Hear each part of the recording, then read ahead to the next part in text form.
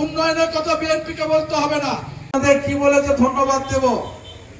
আমি অনেকবার এই নিশ্চিন্তপুর এলাকায় আপনাদের সঙ্গে নির্বাচনে অংশগ্রহণ করেছিলাম। আপনারা এই 21 নম্বর ওয়ার্ডের বিএনপি এবং অঙ্গ দল অত্যন্ত উজ্জীবিত, যেটা আজকেও প্রমাণ করলেন এই চরম দুর্যোগপূর্ণ আবহাওয়ায় এতগুলি মানুষ এবং মা বোনেরা এখানে উপস্থিত হয়ে আমাদের সংবর্ধনা দেওয়ার জন্য।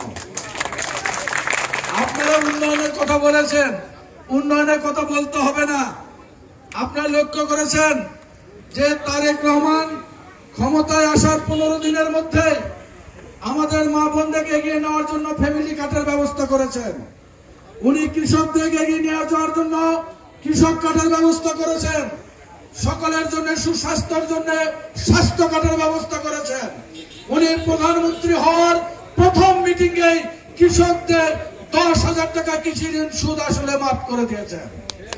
উনি এই বছর থেকেই আপনাদের ছেলে মেয়েরা যারা স্কুলে লেখাপড়া করে তাদের ড্রেস এবং জুতার ব্যবস্থা করছেন।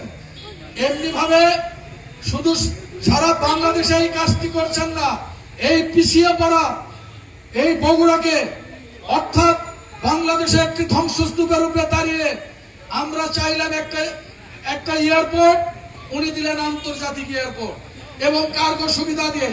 এই কার্গো সুবিধা দেওয়ার জন্য এখানে গার্মেন্ট ফ্যাক্টরি হবে, অনেক শিল্প প্রতিষ্ঠান হবে, যেখানে আপনার আমার ছেলে মেয়েরা যেখানে চাকরি খুঁজে পাবে, কর্মসংস্থানের ব্যবস্থা হবে।